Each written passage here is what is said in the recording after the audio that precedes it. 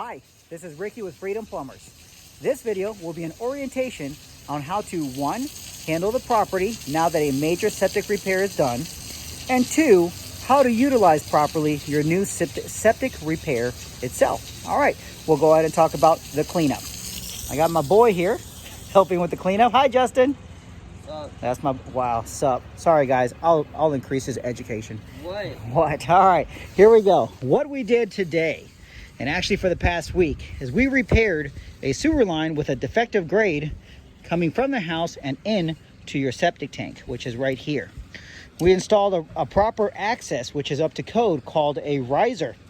This riser has a lot of screws all the way around, which must be kept on there in order to keep this lid secure. The lid is a secure platform. You can walk on it, but please, no jumping on it. Even though we'll handle your weight, let's not test it. Inside of that riser, there is a filter. That filter was installed actually this week, and we'll talk about that later. Exiting the septic tank, by the way, we did not replace the septic tank. We just put an access and a filter. We rerouted its outlet pipe, called a conveyance line, into the location of a brand new splitter box, distribution box, another distribution box down there, and then a whole bunch of header lines going into 1, 2, 3, 4, 5, 6, 7, and a new 8 distribution line. All of this was excavated. A lot of dirt, saturated clay. Lots of pipe went in the ground. We passed not 1 but 2 inspections, and then we put everything back, okay, as you can see right here. Also, a pipe that was coming from a window well was cut off and abandoned and rerouted to that side of the property. And the reason for that is because we can't have any storm water or rainwater going onto our field, which is all of this green stuff. We can't have excess water going into it, because if it goes into it and seeps into our drain field, it will saturate it, causing our filtration field to not be able to filter because it'll be filled with water already, okay? Furthermore, in the future, I'm gonna ask that you have rain gutters that are coming off this property. Eventually, those rain gutters are gonna have to be ran underground and taken all the way around so they can throw their water over there and not to our field, okay? What else is gonna happen? All of these excavation sites have been brought down to grade with a slight bump, okay? It's not exactly to grade with the grass, but a slight bump. The reason for that is because all this clay was saturated with rainwater. It will require some time to dry, and when it dries, it's going to start settling down. It will settle in some areas more than others. Same thing over here. It will settle in some areas more than others. It may settle exact to grade and may sink even further down below grade. Very important that you know that, because we cannot control, and it's impossible to calculate how much they will settle.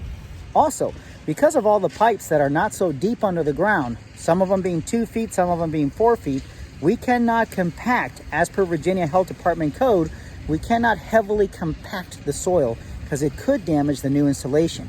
So furthermore, we have to backfill it with minimal tamping and then allow for natural settlement itself to happen. So furthermore, maintenance of the property, now that it's done, and re-landscaping of the same. Landscaping being filling in the fill dirt if it has to sink too much, taking away dirt if it's in your way because it didn't sink enough. All of that is the responsibility of you, the homeowner. It will take anywhere between 1 to 3 to 6 months, depending on the kind of rain that we have on the dry weather. It'll take that much for all of this to settle, and then you can go ahead and start preparing for some beautiful grass. Okay, so that's the instructions on how to handle the excavation site now that all of this is done. Now, proper utilization of your septic system. Very, very important. I want you to understand how your water treatment plant, your private water treatment plant, works. There's 3 stages. Stage 1, pre-treatment. Remember that, pre-treatment. Stage 2, distribution. And those 1, 2, and 3 boxes, distribution. In stage 3, filtration. All of this works together in a beautiful way. Very simplistic how it works, but you are in charge of keeping it working. Inside your pre-treatment tank or your septic tank is where a whole lot of digestion takes place. Practically, when your wastewater enters the septic tank itself, it takes 48 hours to go from inlet to outlet. And in those 48 hours, a separation of your wastewater takes place. Fats, oils, and greases go to the top.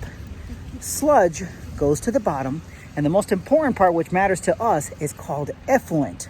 Okay? That is post-treated water. So by the time that your wastewater enters the tank and exits the tank, at the exit point, it's called effluent. Okay? Then the effluent goes through your filter where some additional holding of sludge is taking place and cleaner effluent exits.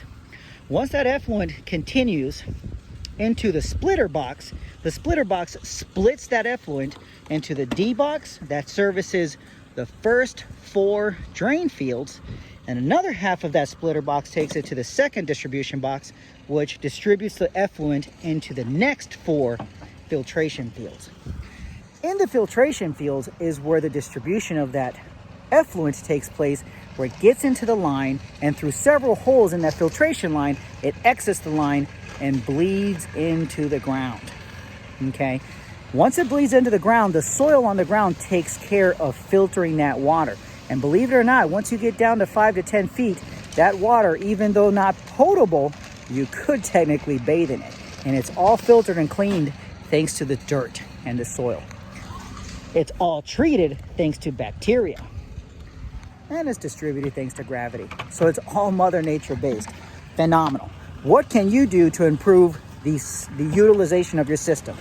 Be careful with what kind of soaps, shampoos, actually shampoos not so much, what kind of clothing soap, dish soap, cleaning soap you utilize. Make sure it does not have antimicrobial compounds, because that septic tank is all bacteria. And if you send in antimicrobials or bleaches or medications down your toilet, it will kill the ecosystem that is in that tank, which will be very bad for the pre-treatment process. It could cause solids to clog up the filter. At least you have a plan B with your filter. Most people don't. That's why the health department makes that a requirement. But regardless, please be careful what you send into your toilet, okay? No antimicrobial compounds on any of your cleaning products. Toilet paper only. No hand wipes, cotton products, or anything that you utilize for cleaning your teeth, like per se, what do you use for cleaning your teeth? Toothbrush. No, anyways. Toothpaste. No, sorry. I'm having a blank right now. But you get the message. All right, sorry for that, guys. So only pee, poo, and toilet paper only. You do that, you'll keep your septic tank functioning great. Every year, I or a professional or you has to pop that lid. Pull out the filter, and give it a nice scrub and clean. You'll be surprised at how much sludge it actually holds back from going into your filtration field, which is why it expands the life of that beautiful system. So anyways, that's what you got. I won't bore you anymore. We're already almost 9 minutes into this video. Again, my name is Ricky Salinas. I'm with Freedom Plumbers and Pumpers, Septic and Drain. My phone number is 703-895-4109. My email address being ricky@freedomplumbers.com, and my website being freedomplumbers.com. It's been nothing but an honor to serve you, nothing but a pleasure. Please call me at any time. Again, thank you very much. We'll see you on the next one.